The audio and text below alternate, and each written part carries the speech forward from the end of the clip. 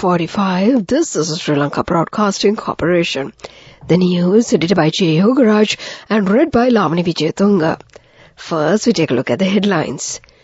The President discusses bilateral ties with Vietnam's Deputy Prime Minister. A sum of 100 million rupees has been allocated for the infrastructure development of the Buddhist temples and viharas during this Poson season. Fuel quota to be increased next month. The President attends the Business Roundtable on Economic Revival and seeks Japanese investment. State Minister on Foreign Investments discloses the amount Sri Lanka received in the year 2023. CBSL says inflation to become a single digit before the year ends. Sri Lankan rupee ends firmer against the US dollar. The northern province earns $100,000 from banana exports. And in news overseas, Ukraine war, Russia destroys hospital in the latest missile attack. And in sports news, Sri Lanka to get $200,000 prize money from the ICC. Those are the headlines, and now let's move to the details of the local news. President Ranil Wickremesinghe, who is on an official visit to Japan, has held cordial discussions with the Vietnamese Deputy Prime Minister Tran Lu Quang. The discussion focused on strengthening bilateral relations and developing stronger cultural ties, according to the President's media division. As part of his ongoing visit, the Sri Lankan President also called on Japanese Prime Minister and Minister of Digital Transformation Taro Kono. During this meeting, Mr. Wickremesinghe outlined the Sri Lankan government's efforts in digitization and discussed measures to boost cooperation between the two countries in the digital transformation programs. The President's visit to Japan from May 24th to the 27th also included bilateral talks with the Prime Minister Fumio Kishida, former Prime Ministers Yasuo Fukuda and Yoshide Suga, together with Finance Minister Sunichi Suzuki. The focus of these discussions fell on the island nation's debt restructuring negotiations and the implementation of the International Monetary Fund program. The Sri Lankan President expressed confidence in concluding the newly launched debt restructuring talks, which he said have made remarkable headway by September or November this year the latest.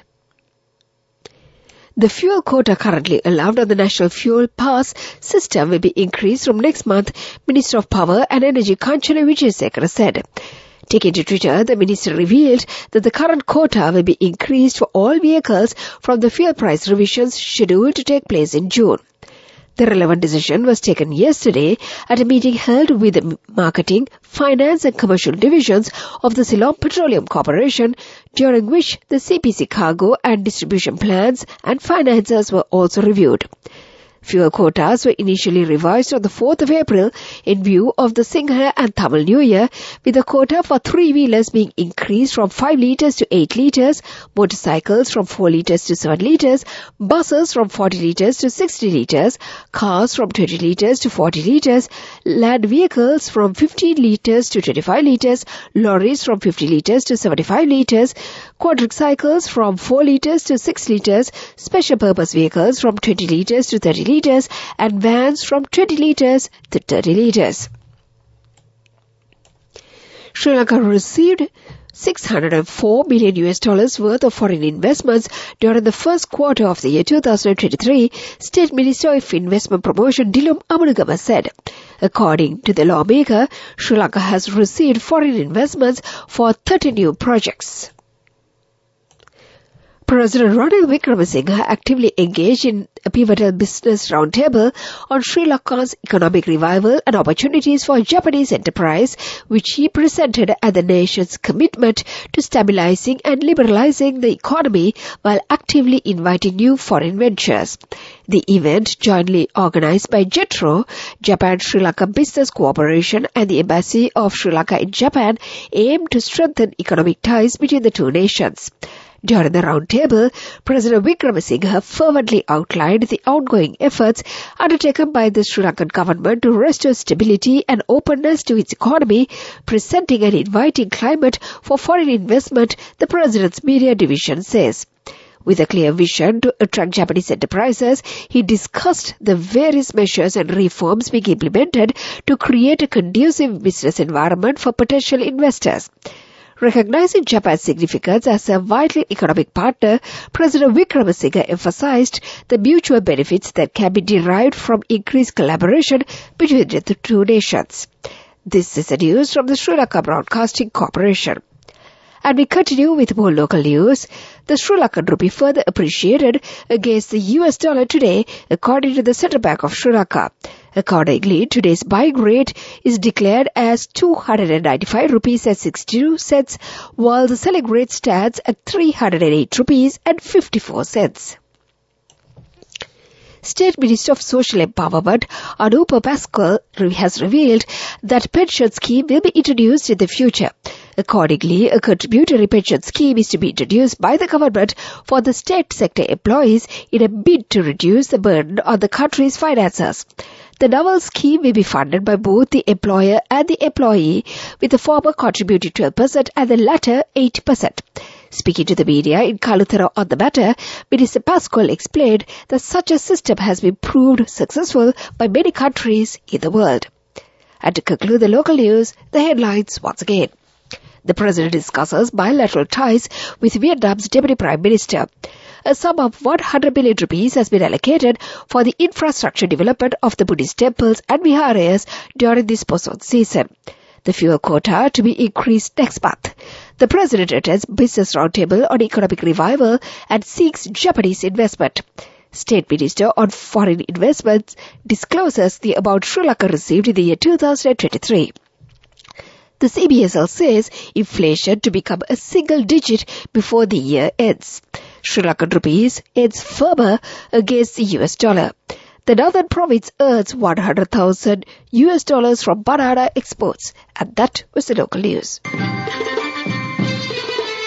The main news story is brought to you by Siddhalepa Vedamahatmya. The main news story for tonight, Secretary to the Ministry of Buddha Sasana, Religious and Cultural Affairs, Somaratna Vidana Patirana says a sum of 100 billion rupees has been set aside for the infrastructure development of the Buddhist temples and the viharas during this monsoon season. These development activities are carried out in parallel to mark the National Monsoon Festival. Mr. Vidana Patirana further said that these projects are done under the advice of the President. And that was the main news story. The main news story was brought to you by Siddhalepa Vedamahatmya. In Washington tonight, there has been a significant increase in the dengue cases reported within the last couple of months. Dr. Ananda Vijay Vikrama says that there is a risk of dengue epidemic with the coming monsoon. He also mentioned that 60 to 70 patients come to IDH hospital for treatment every day and that the number is growing rapidly. Meanwhile, Prime Minister Dinesh Gunawardena informed the governors to intervene with all the authorities and take necessary measures to prevent the spread of dengue. In a discussion held yesterday, the Prime Minister gave these instructions and said that it is necessary to continue the ongoing disease control programs through the regional health medical officers' offices. That came to you in Washlight, and now let's move on to the headlines of the world news. Ukraine war, Russia destroys hospital in the latest missile attack. Wagner, US sanctions boss of mercenary group in Mali. Indiana abortion doctor fined for speaking about 10-year-old. Those were the headlines, and now let's move on to the details of the world news. At least 2 people have been killed and 23 injured in a missile strike on the medical clinic in the eastern Ukraine city of Dnipro, the regional governor says. Of the 23 injured, 21 are in hospital and 3 are in a serious condition. 2 boys aged 3 and 6 were also among the wounded, governor said. Russian strikes on Ukraine have intensified in recent weeks ahead of an expected Ukrainian counter-offensive. The US has announced sanctions on the local boss of Wagner private military group in Mali, Isan Maslov. The Russian mercenary group called to be secretly trying to obtain military equipment for the war in Ukraine through its operations in Mali and other African countries, the US says. The Treasury Department said Wagner employees could be trying to procure mines, drones and radar equipment.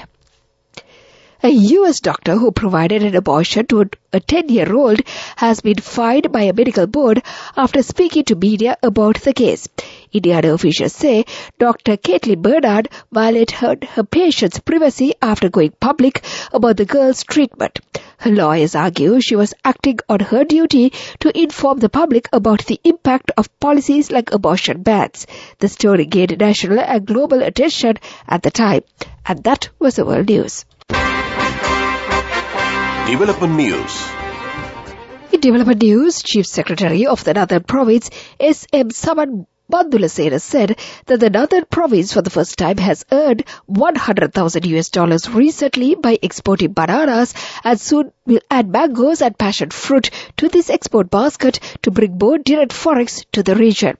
He added that there is a huge opportunity in renewable energy, education, agri, fisheries and also in tourism, where the region has 29 islands including the Delft.